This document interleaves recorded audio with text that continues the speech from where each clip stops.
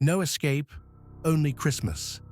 The house was silent, save for the faint hum of the Christmas lights that lined the walls. The same lights that once cast their warm, cheerful glow now flickered erratically, bathing the room in an eerie luminescence. Duana sat in the middle of the living room, the centerpiece of her twisted kingdom, surrounded by her creations, her lovers. The air was heavy, with the scent of pine and decay, a strange and intoxicating combination that Duana had grown to love. The lifeless forms of her past victims stood around her, meticulously arranged like grotesque sculptures in a museum. Each one was preserved in the prime of their suffering, their bodies posed and adorned as though still alive. In the center of the display stood Lance. He was her favorite. His skin, once pale and smooth, now gleamed like polished porcelain beneath the black lacquer of vacuum-sealed rubber. His limbs were arranged as though mid-dance, the tinsel-wrapped ribbons binding him to his stand, creating the illusion of life. His face, frozen in an expression of exquisite agony, was the crowning jewel of her collection.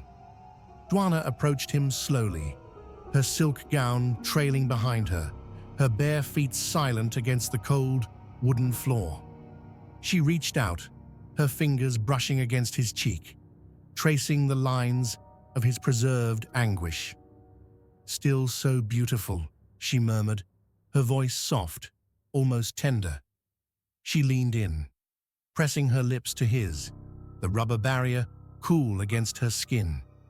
It wasn't the same as it had been when he was alive, when his lips had been warm, trembling beneath hers. But in death, he was hers completely. No protests, no hesitation, no escape, just eternal devotion.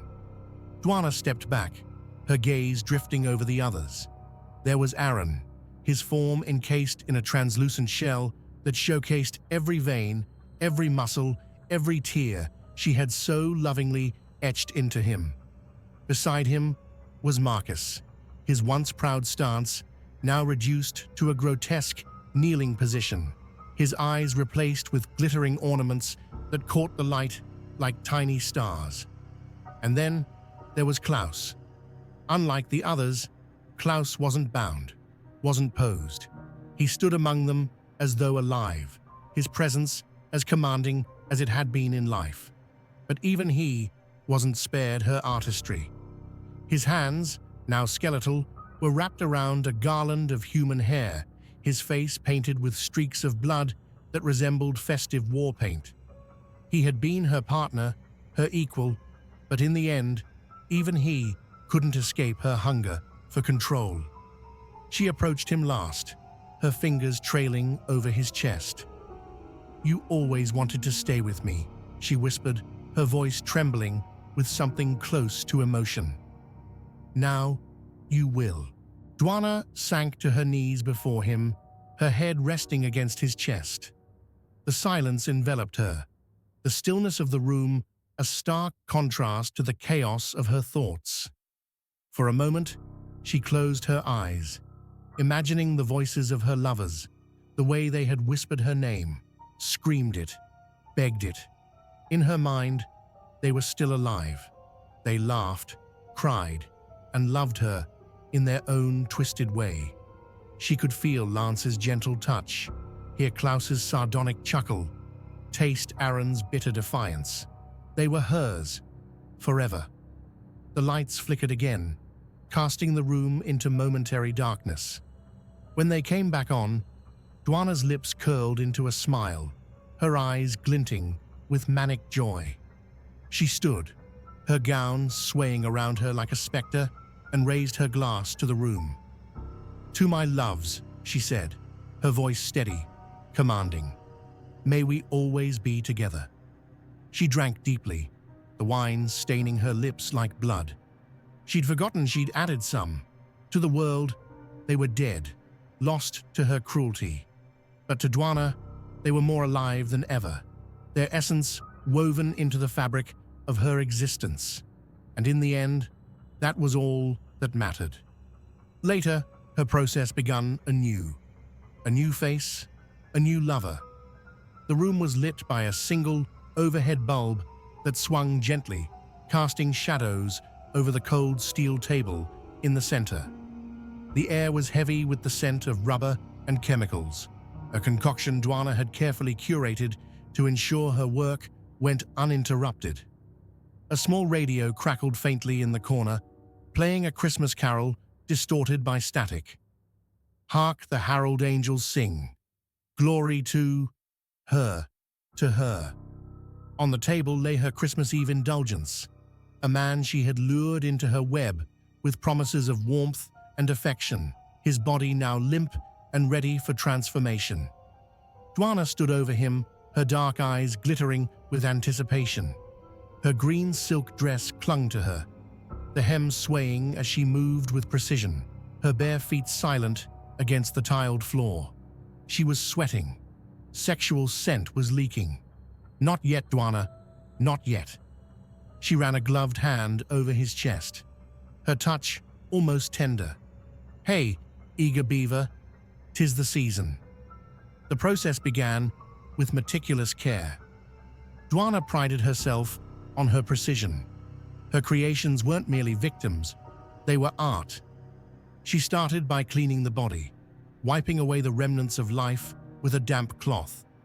The man's skin gleamed under the harsh light, pale and flawless. She whispered softly as she worked, her words more for herself than for him. Once he was clean, she selected her tools, a roll of heavy-duty industrial rubber, a vacuum sealer, and several small tubes for air. She arranged them on the table with the same care a surgeon might prepare for an operation. Everything had to be perfect. She rolled the rubber out across the table, its surface smooth and black, reflecting the light like a pool of ink. The material was her favorite, flexible enough to mold to the body, but strong enough to withstand the vacuuming process. She measured it carefully, cutting it to size with a razor-sharp blade. Dwana took a moment to consider the man's pose. She didn't just encase them, she immortalized them. This one, she decided, would kneel, his hands clasped in front of him as though in prayer, a mockery of repentance. She manipulated his body into position, her gloved hands firm but gentle, her strength surprising for someone so slight. Once he was arranged to her liking, she wrapped the rubber around him, smoothing it down over his limbs, his torso, his face.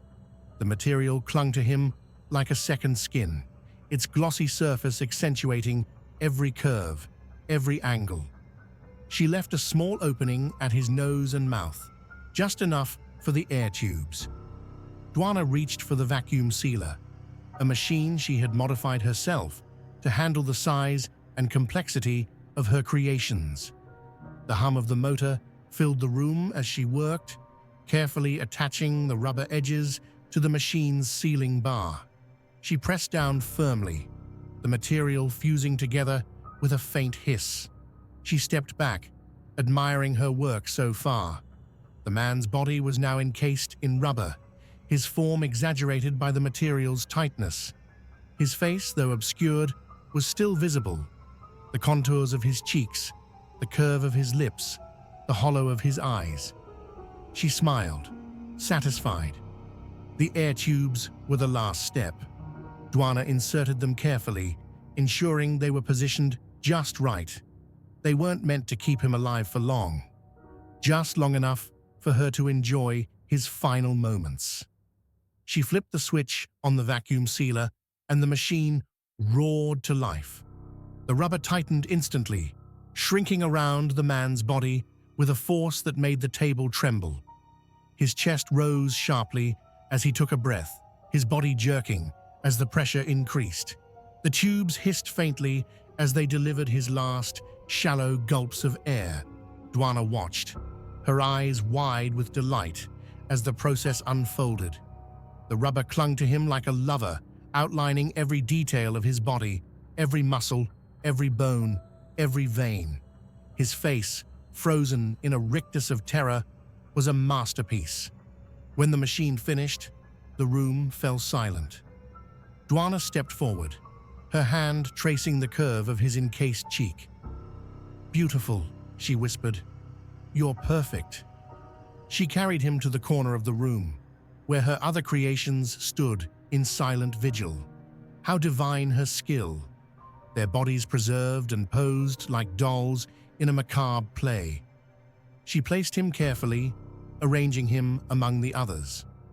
Duana stepped back, her hands on her hips, and surveyed her work. The room was a garden of horrors, each figure a flower in her dark bouquet. She smiled, the satisfaction of creation filling her chest. "Now," she said softly, "I need to find you all a new friend." And with that, she turned off the light, leaving her garden bathed in the faint glow of the Christmas lights, the hum of the vacuum sealer still lingering in the air. The whistling windmill. The windmill on Carter's Hill had stood there for over a century, its wooden blades creaking with a groan that carried across the fields like a dying man's last breath. Nobody used it anymore. Nobody even went near it.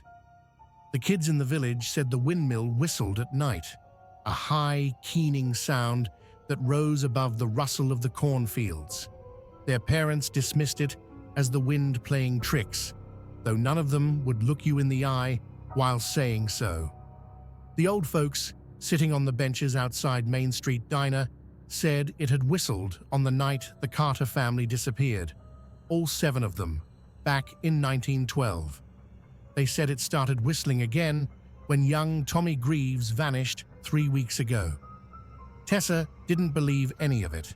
She was 15, too old for ghost stories, but still young enough to feel that surge of invincibility that comes with teenage defiance. When her friends dared her to spend the night in the windmill, she laughed. "Just one night," she'd said. "Easy." That Friday, Tessa grabbed a flashlight, her sleeping bag, and a granola bar she didn't intend to eat. She left a note for her parents, a formality more than anything, and biked to the windmill under the orange glow of a setting sun. By the time she arrived, dusk had bled into full dark. The windmill loomed against the night sky, its wooden skeleton silhouetted in the pale light of the crescent moon. It didn't look scary. Not really, just old and sad, like something forgotten by time. She pushed open the warped wooden door, its hinges groaning loud enough to wake the dead. Inside, the air smelled of mildew and something sweeter, something metallic. The floorboards creaked underfoot as she set up her sleeping bag in the center of the room. Her flashlight threw long shadows on the curved walls, the beams of the windmill overhead crisscrossing like the ribs of some ancient beast. For a while, it was fine, peaceful even. She read a dog-eared paperback and tried to ignore the occasional shuffle of mice in the walls. But then it started, the whistling. It was faint at first, so faint she almost missed it. A soft, lilting sound, like a far-off tune, carried on the breeze. She froze, flashlight in hand, and listened. The whistle grew louder, a melody twisting and turning, climbing scales that didn't quite make sense. It sounded playful at first, almost jaunty, but there was something wrong with it, something sharp and discordant beneath the surface, like teeth behind a smile. "It's just the wind," she whispered to herself, but her voice trembled. The flashlight beam jittered as her hand shook. She aimed it at the door. It was shut tight. The windows too. No wind. The whistle stopped. Silence pressed in, thick and heavy. Tessa held her breath, her ears strained against the quiet, desperate to hear anything but the thudding of her own heart. A creak. She spun the flashlight toward the sound. A staircase wound upward into the darkness, its edges chewed and splintered with age. She could have sworn she'd seen something move up there, just for a second, a shadow within shadows. "Hello," she called, her voice barely above a whisper. The word echoed back, swallowed by the dark. And then the whistle came again, louder this time, closer. It wasn't outside anymore. It was inside the windmill, circling her, darting from one unseen corner to another. She felt it as much as she heard it, the sound crawling over her skin like cold, damp fingers. Something brushed past her ankle. She screamed, the flashlight clattering to the floor. In its sputtering beam, she saw them. Feet. Dozens of bare feet, pale and filthy, stepping out of the walls, the floor, the very air. Attached to them were bodies, half-formed and wrong, their heads tilted at impossible angles, their mouths stretched wide, but not in smiles. No, their mouths were whistling, an orchestra of discordant tunes, rising and falling as they shuffled closer. Tessa stumbled backward, her foot catching on the edge of her sleeping bag. She fell hard, her head cracking against the floor. Pain exploded behind her eyes, and for a moment, everything blurred. When her vision cleared, one of them was leaning over her, its face inches from hers. It didn't have eyes, just empty sockets oozing black ichor. Its mouth opened wider, impossibly wide, until the whistling filled her skull, drowning out her screams. And then everything went dark. When the townsfolk found her the next morning, she was lying in the cornfield, her body twisted and broken, as if she'd fallen from a great height.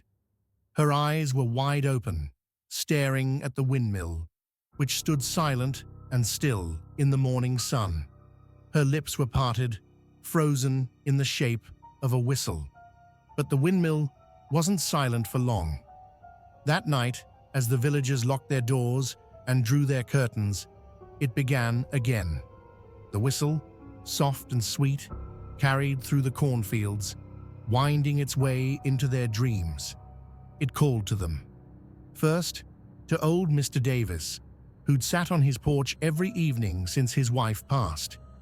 He'd sworn he'd never step foot near that cursed hill, yet by morning, his rocking chair swayed empty in the dawn light, his boots leaving a trail through the dew toward the windmill. Next, to little Abby Monroe, who'd only just learned to ride her bike. She left it leaning against the picket fence of her yard, the wheels still spinning, her tiny footprints heading off into the night. By the end of the week, 7 more were gone. 7, just like the Carter family. And those who remained whispered that the windmill's song was louder now, its melody more intricate, as if it grew stronger with each soul it claimed.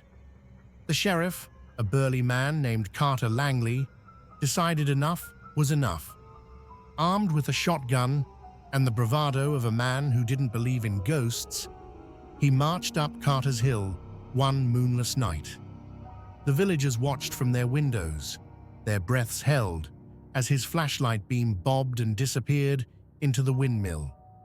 They never saw him again. By morning, his patrol car sat empty at the base of the hill, the door hanging open, the radio crackling static. His badge lay in the dirt, polished and gleaming in the rising sun, as though someone had placed it there deliberately.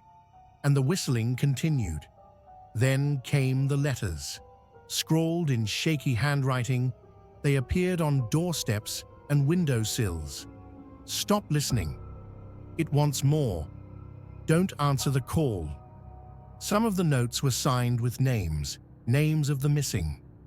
The village priest, Father Merrick, held an emergency meeting in the church. His voice trembled as he recounted stories of ancient curses and pagan rituals. "We must destroy it," he said, "before it consumes us all." The villagers murmured in agreement, their faces pale and drawn. A small group, armed with gasoline and torches, marched toward the hill at dusk. They reached the windmill as twilight painted the sky blood red. The whistling was deafening now, a cacophony of anguish and malevolence. The flames took quickly, licking up the dry, rotting wood like a ravenous beast. As the windmill burned, the whistling turned to screams, agonized, human screams that echoed across the fields. The villagers fled, their courage extinguished with the blaze. By morning, only ashes remained. The hill was quiet for the first time in years, but in the silence, there was a lingering unease, a sense that something had merely been set free. The first child disappeared 3 weeks later. This time, there was no whistling, just an empty bed and a trail of footsteps leading into the cornfields. The windmill was gone, but its shadow remained. Santa's gift. The night had finally arrived. Christmas Eve. This was the year Logan would finally catch Santa in the act. Logan waited until he was sure his parents were asleep before creeping out of his Lightning McQueen bed. He tiptoed across the toy-littered floor toward his closet, where hidden under a pile of stuffed animals was a matching Lightning McQueen backpack containing his supplies. Logan stuck his arm in the pile of fluff, avoiding eye contact with Jerry, a stuffed giraffe who had a particularly judgy disposition. Soon, his arm returned, bag in hand. Yeah, Jerry," Logan whispered. "But Mom and Dad aren't gonna find out, are they?" He flung the bag over his right shoulder. "'Cause Superboy never gets caught." Logan puffed out his chest and pointed to the big diamond-encased S on his pajamas. With the package secured, he crept into the hallway and eyed his path to the stairs that he had mapped out in the weeks prior. 1, 2, turn to the right. Slowly, he stepped, careful to avoid agitating any loose boards. 1, 2, 3, turn to the left. He continued to count in his head, passing pictures of his parents on the wall. Their figures were frozen in time, celebrating their wedding day, but their eyes seemed to follow their mischievous son. 1, 2, 3, squeak! Logan miscalculated and stepped on the loosest board of the bunch. He held his breath and glanced over his shoulder at his parents' bedroom door. Limbs wobbly, he stood on one leg, breath held, eyes on the door. A sound came from inside their room. Logan's thigh quivered and his heart beat faster, stealing what limited oxygen he had left. He exhaled loudly, expecting his parents to burst into the hall and force him back to bed. But no one came. Logan grinned, and like the secret agent in his dad's favorite movies, he slipped down the stairs and into the living room. There, he threw his bag on the couch and began cataloging his supplies. Gingerbread cookies. Check. The black juice that keeps Daddy awake. Check. An unopened carton of milk he pocketed from his school lunch last week. Check. And Logan's secret weapon, a tambourine. Check. With everything accounted for, he went to work. First, he placed the room temperature milk on the coffee table and encircled it in a ring of gingerbread men. He pushed the table a few feet from the fireplace, hoping the smell would lure Santa down the chimney. Next, he crawled into the empty fireplace and opened the damper above the pit. He placed the tambourine above the lid and eased it shut. Once out, he dusted himself off and stepped back to admire his handiwork. Dad would be proud, he thought, as he took a sip of Daddy's morning black juice. Pthoo! Logan spat the dark fluid all over the presents under the tree. In a panic, he ran to the kitchen to grab a towel, and as he rounded the corner, he froze. The drawers and cabinets were wide open, and every fork, spoon, knife, the toaster, and Mom's expensive mixer that she begged Dad for and only used once were glued to the ceiling. As his little brain tried to process what he was seeing, a bright white light filled the room. Logan squinted, raising his left arm, attempting to shield his eyes from from the light. It made little difference. With his back to the wall, he inched in the direction of the light switch. Blindly, he waved his right arm along the wall, his fingers searching for the protruding knob. Upon finding the switch, he flicked it feverishly, but the glaring light remained. If anything, the light was getting brighter. His head swiveled on his shoulders, searching for the source, his eyes darting to the ceiling, to the fridge, and then to the window. Logan's heart shot to his throat and lodged itself in his airway. Standing in the window was the silhouette of someone staring back at him. Santa, he thought to himself. Why is he so skinny?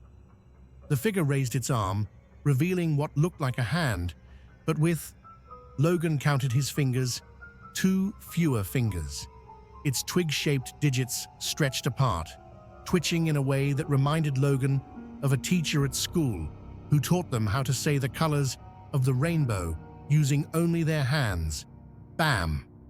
It slammed its gangly appendage against the window, the panes shaking from impact. Logan fell to the floor with his eyes fixed on the being. Vrrrr! The air began to vibrate as a deafening hum penetrated the house. Kitchen chairs rocked on their wooden legs, appearing to move on their own. The blender, still stuck to the ceiling, its power cord dangling beside it, cranked on noiselessly. Vrrrr! Logan's hands shot to his ears, but the sound wormed around his fingers and clawed its way into his skull, causing his teeth to chatter and his vision to distort. "Mommy!" he shouted, but the words pulled from his throat and evaporated without a trace. With tears in his eyes, Logan took a deep breath and screamed harder than he ever had in his entire life. "Mum, help!" The words disappeared from the tip of his tongue. Logan tried to focus on the figure, but the harder he strained, the more his eyes shook and the brighter the light became. And just as he felt like his eyes were going to pop, the hum stopped and the being vanished with the light, plunging the room into darkness. Floating kitchenware crashed down with a cacophony of tings and clangs. A few sharp knives plunged into the kitchen table and floor with hefty thuds, the largest of which narrowly missed Logan's bare foot. He lay there, knees to chest, trembling, his hands still firmly pressed against his ears. Snot and tears cascaded down his face.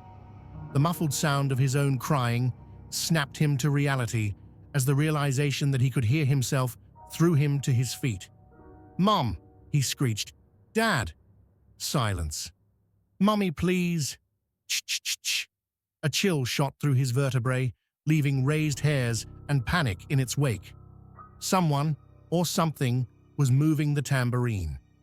Logan forced his shaky joints in the direction of the sound, trying his best to avoid the scattered kitchenware. As the living room came into view, he saw that, like the kitchen, everything was turned on its head. The TV lay face down. All but one speaker of his dad's fancy music system was blown. The lone survivor playing Grandma Got Run Over by a Reindeer, 3 octaves lower than the original. The lights he and his mom spent hours decorating the tree with were strewn about the room, their bulbs flickering asynchronously. The only item in its proper place was the bright crystal star atop the Christmas tree, which now hung at an angle above the fireplace, caught in the spider web of blinking lights. Logan stood in the archway to the room, sniffling and taking in the carnage. He wiped the tears from his cheeks and braced himself. Ch-ch-ch-ch. Logan's body moved before his mind reacted, throwing him behind the couch, opposite the fireplace. Ch-ch-clang-ting-thunk. Logan stiffened. Something fell down the chimney. Briefly, he considered making a break for the stairs. Maybe he could reach his parents' room before it. Whatever it was, saw him. He shook his head. Too risky. He let the air out of his lungs and looked down at the giant S stamped in the center of his pajamas. Superboy never gets scared, he reassured himself. He took a few deep breaths to steady his nerves before gripping the top of the couch and pulling his eyes to the edge. Slowly, he scanned the room. His head turned from left to right, eyes briefly passing the fireplace and moving to where the tree used to be before. His head swung back to the fireplace. Resting neatly in the firebox was the most beautiful present Logan had ever seen. Vibrant golden stars of varying sizes floated on the backdrop of bright red foil that encompassed a rectangular-shaped box. Atop the lid sat a green bow, its sheen so bright it appeared to be glowing. A sense of calm washed over him. It was Santa, he squealed in excitement as he climbed over the couch and crawled into the fireplace, plopping onto his knees. Slack-jawed and wide-eyed, he pulled the gift into his lap, the faint green glow from the bow illuminating his gaze. He crooked his head up the chimney and shouted, "Thank you, Santa," before yanking the lid from the box and reaching inside. "Ouch!" he howled, retreating his hand to safety and inspecting it for damage. In the center of his palm, a rivulet of blood oozed from a small puncture wound and flowed down a palmar crease. Logan glanced over his hand into the box. For a moment, it appeared bottomless, an empty void of pure black. Logan hesitated, thumbing the blood from his palm and wiping it on his pajamas, careful to avoid the S, of course. He stared into the void, wondering what was inside, wondering what it was that had hurt him. Logan reached for the box, his hand pausing above the darkness. Again, he looked to Superman for courage. Only this time, he wouldn't need it. The glow from the crystal star attached to the tree had intensified, revealing the mystery gift within. "A fishhook?" Logan said under his breath. Only this was unlike any fishhook he had ever seen. For starters, it was huge. The long side of the J-shaped object was almost the length of his forearm, and where it began, there was no hoop for a string or rope, just a solid hunk of silvery metal that curled to an invisibly sharp point. Logan had only ever gone fishing once with his dad and uncle, and he hated it. The waiting, the quiet, the smell, and especially the fish. But what he hated most was having to bait the hook, as his dad insisted Logan do himself. The thought of digging through a bucket full of writhing earthworms with their cold, slimy exteriors molesting his fingers made his skin crawl. Why a fishhook? And why one so big? He thought, staring at the wound in his hand, the flow already slowing. Surely Santa knew he didn't like fishing. Does this mean he was being punished? Had he been a bad boy that year? Logan's thoughts raced like a train without a conductor, careening past recent memories and searching for that one moment in time when he had done something so horrible that Santa deemed him unworthy of a decent gift. Distracted by his search for redemption, Logan hadn't noticed the crystal star's blinding light and the distorted music growing louder. You can say, "There's no such thing as Santa." Say there's no Santa. But as for me and Grandpa, we believe. Lord, we believe. In the blurred backdrop behind his hands, something moved, ejecting him from thought and crash-landing him back to reality. There, parallel to his chest, the hook floated in place. Logan rubbed his eyes in disbelief, but to no effect. He reached for it, his hands hesitating a few inches from the hook. Then he grabbed it. Its smooth exterior felt warm in his hands, almost hot, and it gave off an odd vibrating sensation. Using gentle tugs, he pulled the hook toward his chest, but like two magnets repelling one another, it resisted, bouncing back to its original position. In an act of frustration, Logan put his legs out in front, with his feet against the back wall of the chimney. Firmly, he wrapped his hands around the long arm of the hook and pulled with his arms as he pushed against the brick with his feet. Grunting and moaning, Logan pushed and pulled as hard as he could, and in one quick motion, the hook gave way before slingshotting back to its original position, carrying Logan by his chin. The hook split his tongue like a serpent's and planted itself in the roof of his mouth, clamping his jaw shut. His molars cracked and splintered under the pressure, while his incisors burrowed themselves into his gums, forming a bear trap made of human teeth. Pain threw Logan into a frenzy.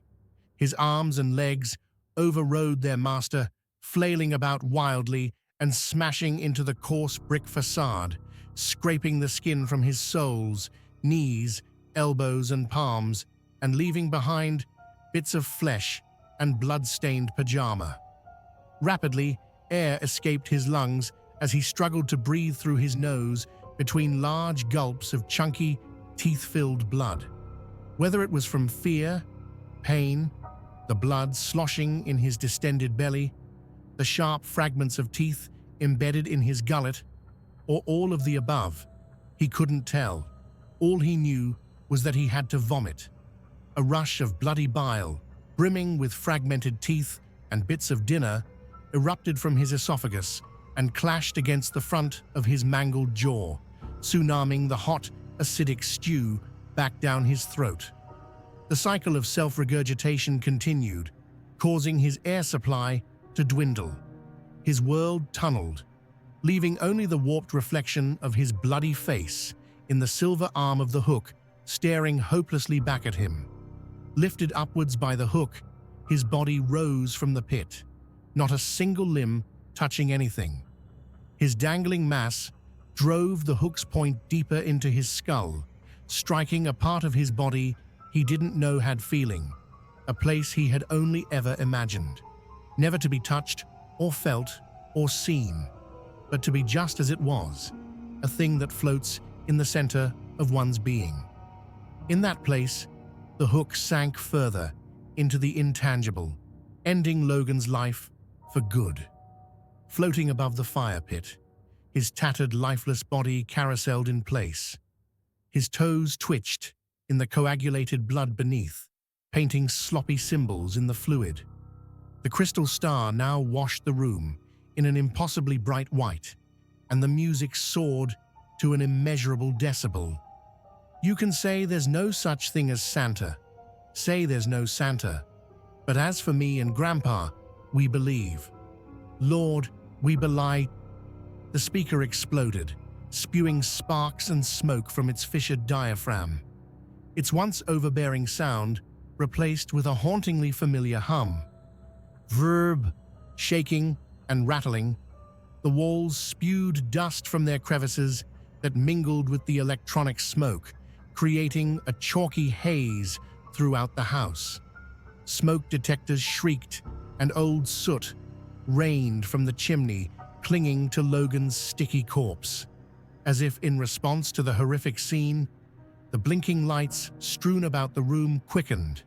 Rapidly, they strobed, warning absent onlookers of an unknown threat, until exhaustion set in, and one by one, they began to pop. Down the line they went, like a lit fuse, heading towards its destination. Vrrr! Knickknacks that survived the first onslaught tap-danced to the vibrations. One at a time, they fell from their perched positions and crashed into a shifting sea of splintered porcelain and glass. The lights continued to pop at firecracker speed, hurling flecks of green and red glass in all directions. Vrrr! In a dazzling synchronized display, the last light popped, and like a hand grenade made of crystal, the star exploded. Razor-sharp slivers of crystal embedded themselves in drywall and shredded the furniture, sending their fluffy white innards feathering about. As if on cue, Logan rocketed up the chimney, his neck contorted in the small shaft, crushing his fragile cranium between the blades of his shoulders and emptying 7 years' worth of memories into the pit below. In an instant, his face ground to a flat, bloody pulp, exposing the hook's point to the rough interior of the shaft. Sparks flew in retaliation, but its pace remained unchanged. His Superman pajamas, that once protected him from the horrors of the night, tore away, leaving his delicate skin exposed. Like a diabolical human cheese grater constructed of brick and mortar, the chimney gouged through his flesh and tore muscles from bone, collecting them in a neat, gelatinous pile at its base. In a violent finale, his body fired from the top of the chimney like a human head shot from a cannon, stripping him of what little flesh remained, and disappeared into the night sky. Upstairs, Logan's mom gasped awake. Every smoke detector in the house blared. In a panic, she reached for her husband beside her, only to be met with cold, empty sheets. "Chris," she wailed, jumping from the bed and running into the hall. Eyes squinted, she made her way down the corridor and into Logan's room. "Logan," she yelled between coughs. "Logan, where are you?" She cursed to herself as she rushed downstairs, one hand cupped over her nose and mouth, the other loosely gripping the railing. She rounded the landing on the stairs and paused at the destruction. To her left, she could see the entrance to the kitchen. The tiled floor was littered with utensils and broken appliances. Tucked against the wall by the sink, the fridge sat with its door open, its light flickering. The fragmented light created a broken golden path to the living room across the hall. On the path were smeared bloody footprints, left in the broken glass and porcelain that covered the floor. "Chris," she whispered, making her way down the rest of the steps and onto the wood floor. She stepped around the debris and poked her head into the living room. At the hearth, Chris sat on his knees, facing the fireplace, enveloped in a haze of smoke, his figure outlined by a faint green glow.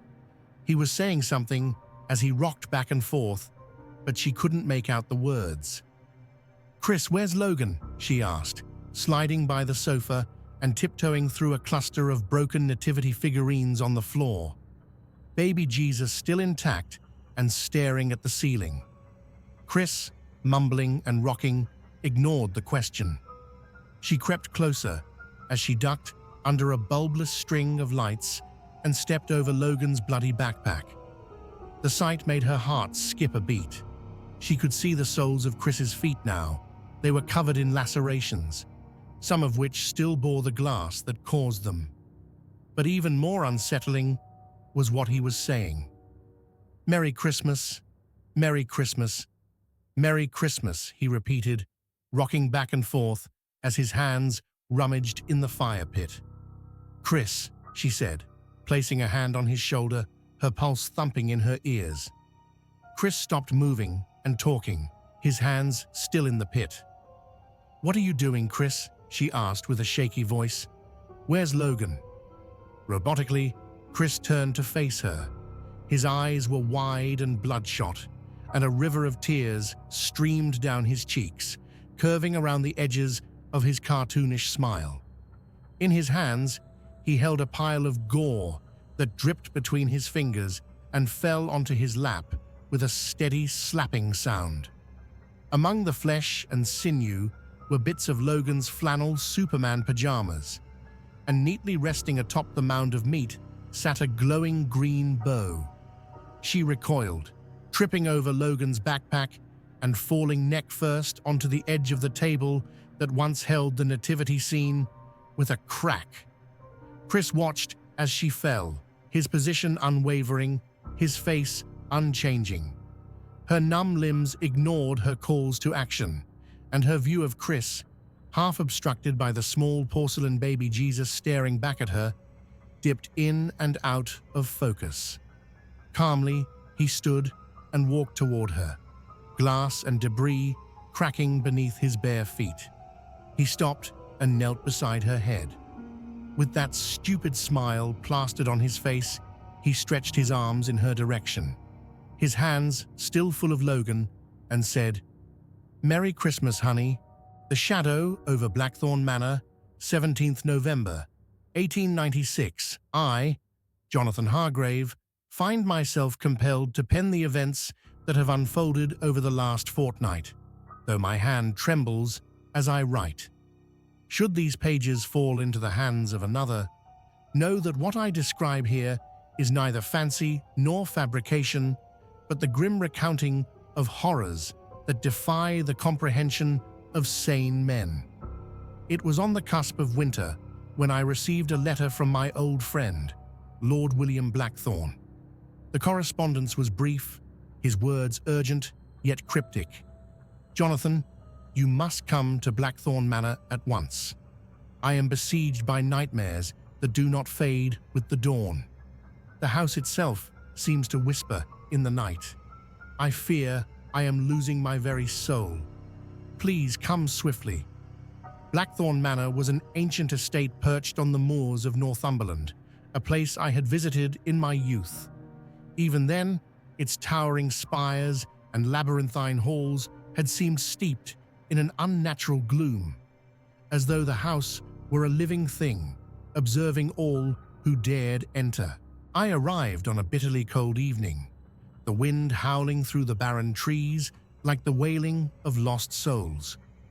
The coachman who ferried me there refused to ascend the final mile, citing ill omens and tales of curses that plagued the manor. Forced to proceed on foot, I trudged through the frozen mire, the silhouette of Blackthorn Manor looming ever larger against the blood-red sunset. The butler, a gaunt and silent man named Elias, greeted me at the threshold. His pallor and hollow eyes bespoke a man haunted by unseen terrors. Without a word, he led me to the drawing room, where I found William. The transformation in my friend was shocking. Once robust and full of vigor, he was now emaciated, his skin pale and waxen, as if the vitality had been leached from his very being. "Jonathan," he rasped, clutching my arm with skeletal fingers, "thank the heavens you have come. The house, it knows you are here." Despite his fragile state, William refused to elaborate further that evening, insisting I rest before we spoke of the horrors that had befallen him. I retired to my chamber, a vast and draughty room adorned with tapestries depicting scenes of torment and despair. As I lay in the great four-poster bed, sleep eluded me. The silence of the manor was oppressive, broken only by the occasional creak of the floorboards and faintly the sound of whispers just beyond the edge of perception. In the dead of night, I was roused by a low, guttural moan emanating from somewhere deep within the house. At first, I thought it to be the wind, but as I strained to listen, I discerned words within the sound, a language alien and malevolent. Against my better judgment, I took a candle and ventured into the darkened halls. The manor was a maze of shadows, the flickering flame casting grotesque shapes upon the walls. The moaning grew louder as I descended into the bowels of the house, finally leading me to a door I had never seen before. It was of ancient oak, bound with iron and inscribed with symbols that made my skin crawl to behold.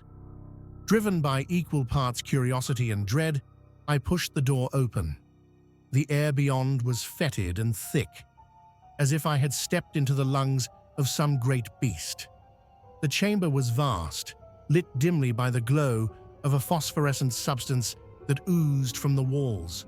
At its center stood an altar of black stone, upon which lay a book, bound in what I can only describe as human skin. As I approached, the whispers I had heard earlier rose to a deafening cacophony. The book seemed to pulse with a life of its own, each beat sending waves of nausea through my body. Compelled by a force I could not resist, I opened the tome. The pages were inscribed with the same eldritch symbols as the door, and as my eyes traced the blasphemous script, I felt something stir within the shadows. A shape emerged, a writhing mass of darkness that defied all natural form. Eyes, hundreds of them, blinked open within its depths, each gaze filled with unspeakable malice. A voice like grinding stone filled the chamber. "You have trespassed," it intoned, "and now you are bound to us." I fled, the shadows clawing at my heels, their laughter echoing in my mind. I barely remember reaching the surface, collapsing in the drawing room where William awaited me. His expression told me all I needed to know. He had seen the same. "The manor will not let us go," he whispered, tears streaming down his face. "We are its prey." I write these words now from the confines of Blackthorn Manor. The whispers grow louder each night, and I fear the shadows will soon claim me as they have claimed William. Should this journal be found, let it serve as a warning. Do not tread near Blackthorn Manor. It is not merely cursed, it is alive, and it hungers. The Whispering Grove. It began with a letter, yellowed and brittle, unearthed from the depths of my late grandmother's bureau. The ink had bled over decades, but the words still screamed their urgency. "Never go to the grove. Promise me." Beneath it, her signature curled and jagged, as if her hand had trembled. I should have obeyed. I should have burned it. But promises made to the dead are often tested by the living. My first step into the grove was accompanied by an immediate and suffocating silence, as though the world had drawn a breath and forgotten to release it. The towering oaks bent inward, like conspirators sharing secrets. I noticed their bark, deeply etched with shapes, spirals, runes, eyes that seemed to follow me. And then there was the peculiar smell. Earthy, yes, but with an undercurrent of something cloyingly sweet, like decaying fruit. At the grove's heart stood a stone well, ancient and rimmed with moss, so thick it resembled fur. As I approached, my pulse quickened, a drumbeat against my ribs. The air grew dense, electric, as if a storm were brewing just out of sight. I leaned over the well, peering into its yawning blackness, and that's when I heard it, the first whisper. It wasn't a word, not exactly, more like the suggestion of a sound, a sigh that teased the edges of language. It swirled around me, delicate yet insistent, promising something. My name, I swore I heard it, faint and elongated. Thomas. The ground beneath me seemed to shift, the roots writhing like trapped serpents. I stumbled back, but the whispers followed, gaining strength. Now there were voices, overlapping and discordant, pleading and mocking in equal measure. They spoke of love lost, of sins concealed, of bargains made in desperation. Each word burrowed into my skull, growing heavier, darker, until my own thoughts were no longer my own. Then I saw her. She emerged from behind the well, pale and spectral, her face obscured by a curtain of raven-black hair. Her dress, tattered and dripping as though she'd just stepped from the sea, clung to a body too thin, too wrong in its proportions. Her head tilted unnaturally, a marionette jerked by unseen strings, yet it was her hands that froze me. They were raw, bloodied, the nails cracked and blackened, the hands of someone who had clawed their way out of a grave. "You came," she whispered, her voice rasping like wind through dead leaves. I wanted to run, to tear myself from her gaze, but my feet were rooted to the spot. Her hand reached for me, skeletal fingers stretching impossibly long. When she touched my arm, the grove erupted in sound, a cacophony of screams, laughter, and sobbing so loud it felt like my ears would bleed. And beneath it all, that persistent whisper, now a chant, "Stay with us, stay with us, stay with us." I blacked out. When I awoke, I was outside the grove, lying in the damp grass with dawn breaking over the horizon. My arm burned where she'd touched it. Pulling up my sleeve, I saw it. A spiral etched into my skin, its edges raw and pulsing like a fresh wound. The whispers had stopped, but they left an echo, a hollow space in my mind where silence should have been. I never returned to the grove, but it's never truly left me. Some nights, I wake to the sound of my name, soft and serpentine, curling through the darkness. The spiral on my arm itches, glows faintly in the moonlight, and I know, with a certainty that chills my marrow, that one day the grove will call me back. Not because I want to go, but because I promised. The silent knock. The rain fell in a steady, relentless rhythm against the roof, each droplet echoing like the ticking of an unseen clock. Evan Farris sat in his armchair, staring at the fireplace, where the embers glowed faintly, casting flickering shadows across the walls of the old cottage. He didn't dare to look toward the window, not after the first knock. It had come suddenly, a sharp rap against the glass, cutting through the otherwise silent night. At first, Evan dismissed it as the wind, but then it came again. 3 precise, deliberate taps. Knock, knock, knock. Evan's fingers tightened around the book he wasn't reading. He'd chosen this isolated retreat to escape the noise of the city, to finish his manuscript in peace. The caretaker had warned him about the cottage's history, but Evan had laughed it off. Stories of disappearances, of strange occurrences, old wives' tales designed to spook tourists. Yet now, with his breath caught in his throat, he wondered if he'd been too quick to dismiss them. Knock, knock, knock. The sound was louder this time, more insistent. Evan swallowed hard, his eyes darting toward the window.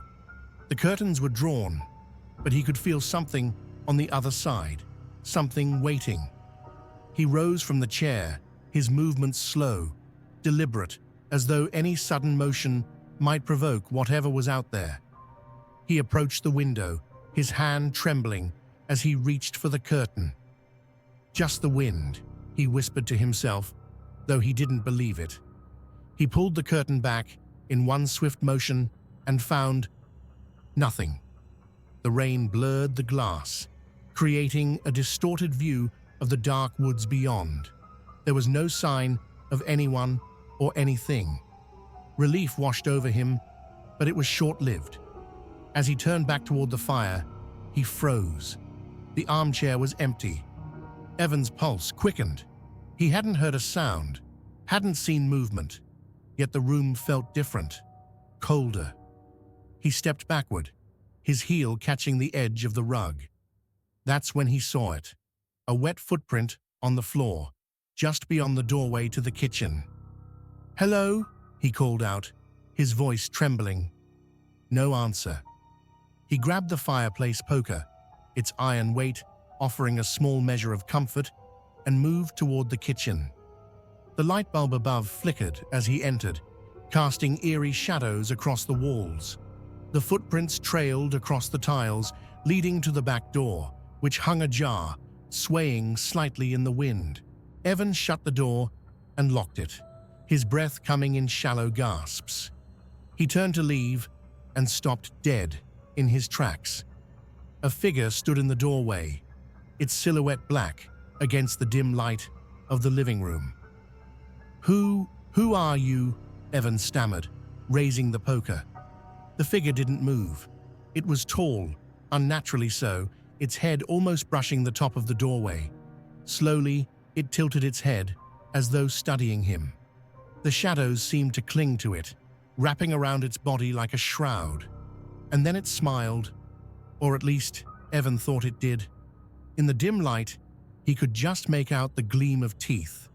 Too many teeth, stretching across what should have been a face, but wasn't. The sight sent a jolt of primal terror through him, and he stumbled back, nearly dropping the poker. The figure moved, gliding forward without a sound. Evan swung the poker, but it passed through empty air.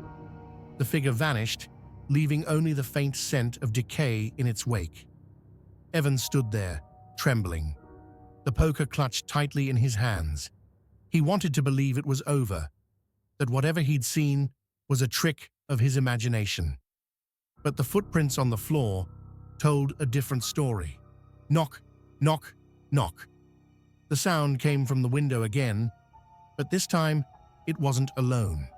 It was joined by others, a cacophony of knocks from every window, every door. Evan's chest tightened as he realized the cottage was surrounded. He backed into the living room, his eyes darting from one window to the next. Shadows flitted past the glass, too quick to see clearly, but unmistakably there. The fire sputtered and went out, plunging the room into darkness. Evan's breath came in ragged gasps as he fumbled for the lamp on the side table. When he turned it on, the light revealed the figure standing inches from him, its grin impossibly wide. Evan screamed, but the sound was swallowed by the darkness as it surged forward, wrapping around him like a living thing. The last thing he saw was the figure's eyes, cold, empty, and endless, as they drew him into the void. When the caretaker arrived the next morning, the cottage was silent. The fire had burned out completely, and Evan Farris was nowhere to be found. On the window pane, etched into the glass as though by an unseen hand, were 3 words: "I am here." The eternal tapping. In the suffocating silence of my chamber, beneath the pallid light of a waning moon, I found myself tethered to a despair most profound. The house, my ancestral home, a crumbling monument to forgotten generations, seemed to groan under the weight of its own sorrow. The walls, once vibrant with tapestries and life, now bore the grim stains of decay, and the air was thick with the musk of dampness and forgotten years. It was on such a night, when the winds whispered secrets too dreadful to be spoken, that the sound began. A low, rhythmic tapping, as though a bony hand sought ingress to my sanctum. At first, I dismissed it as the idle creaking of the house, a mere trick of my fatigued mind. But the sound persisted, growing ever more deliberate, more insistent, until I could no longer ignore its malign presence. "Who's there?" I called, my voice trembling against the oppressive gloom. No answer came, only the relentless tapping, now joined by an icy draft that made the candle flames gutter and dance like tormented spirits. Summoning what courage I could muster, I rose from my chair and took the lamp in my trembling hand. Its feeble glow was but a mockery of light, swallowed by the encroaching shadows as I approached the door. Each step felt as though it were drawing me closer to some unspeakable doom, yet I was compelled forward by a force I could not name. The door, heavy with age, groaned as I opened it. There was nothing there, no visitor, no sign of intrusion, only the empty corridor, stretching into the inky blackness of the house. Yet the tapping did not cease. No, it now seemed to emanate from the walls themselves, a dreadful rhythm that quickened my pulse and chilled my blood. It was then that I recalled the old stories, whispers of a curse that had plagued my family for generations. My ancestors had spoken of a specter, a nameless wraith that lingered in the shadows, bound to the house by some ancient sin. The thought was a dagger to my heart, yet I could not dismiss it as mere superstition. The evidence was before me, in the very walls that now seemed alive with malevolence. Driven by a dread curiosity, I followed the sound, descending into the bowels of the house, where the air grew colder and the darkness more absolute. The cellar, long abandoned and shrouded in cobwebs, was a place I had avoided for years, yet now it seemed to call to me, a silent beacon in the night. The tapping grew louder as I descended, echoing in the stone chamber like the beating of some infernal heart. My lamp flickered and threatened to die, but I pressed on, drawn by a force I could neither resist nor comprehend. At last, I reached the source of the sound, a single brick in the far wall, pulsing as though alive. With trembling hands, I pried it loose, revealing a narrow cavity. Within lay a skeletal hand, its bony fingers curled as if in eternal supplication. A wave of cold swept over me, and the air grew heavy with the stench of decay. Yet it was not the sight of the hand that filled me with terror, but the object it clutched, a pendant, blackened with age, bearing the sigil of my family. As I reached for the pendant, the hand moved. Its fingers closed around mine with a grip of iron, and a voice, low and guttural, whispered from the shadows, "You cannot escape." A scream tore from my throat as the darkness surged forward, enveloping me in its icy embrace. The last thing I saw was the skeletal hand, its grip tightening as the pendant burned against my flesh. And then there was only silence. When they found me the next morning, I was seated in my chair, the pendant still clutched in my hand. My eyes stared unseeing into the void, and my hair, once dark as the night, had turned a ghostly white. The house has since been abandoned, left to crumble under the weight of its own horrors.